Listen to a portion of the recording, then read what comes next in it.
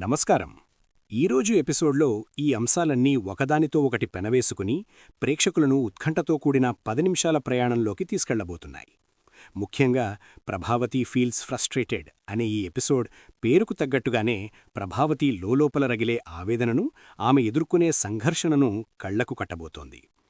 ఈరోజు ప్రోమోలో చూపించిన కొన్ని కీలక సన్నివేశాలను విశ్లేషిస్తూ ఈ ఎపిసోడ్ ఎంత రసవత్తరంగా ఉండబోతోందో చూద్దాం.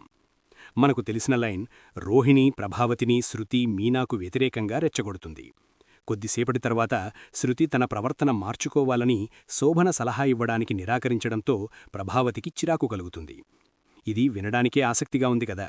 దీని వెనుక ఉన్న పూర్తి కథాకమామీషను చూద్దాం పదండి.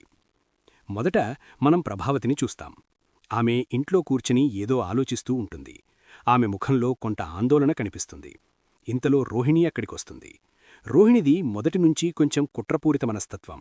ఆమె మాటల్లో విషం చిమ్ముతూ ప్రభావతి మనసులో శృతి, మీనాలపై అనుమానాలు, అసహనం సృష్టించడానికి ప్రయత్నిస్తుంది. రోహిణి ఇలా అంటుంది, ఏంటే ప్రభావతి, నువ్వు ఎంత మంచిగా ఉన్నా ఆ శృతి, మీనా ఎప్పుడూ నీకు వ్యతిరేకంగానే ఉంటారు. చూడు ఈ మధ్య ఎలా ప్రవర్తిస్తున్నారో. నీకు తెలియకుండానే వాళ్లు నిన్ను పక్కన పెట్టేస్తున్నారు. నిన్ను ఒక పనికిరాని దానిదా చూస్తున్నారు. రోహిణి మాటలు పదునైన బాణాల్లా ప్రభావతి గుండెను తాకుతాయి. ప్రభావతి మొదట్లో రోహిణి మాటలను కొట్టిపారేయడానికి ప్రయత్నించినా రోహిణి పదే పదే అదే విషయాన్ని నొక్కి చెబుతుంది. వాళ్లు నిన్ను అసలు గౌరవించడం లేదు, నీ మాటకు విలువ ఇవ్వడం లేదు.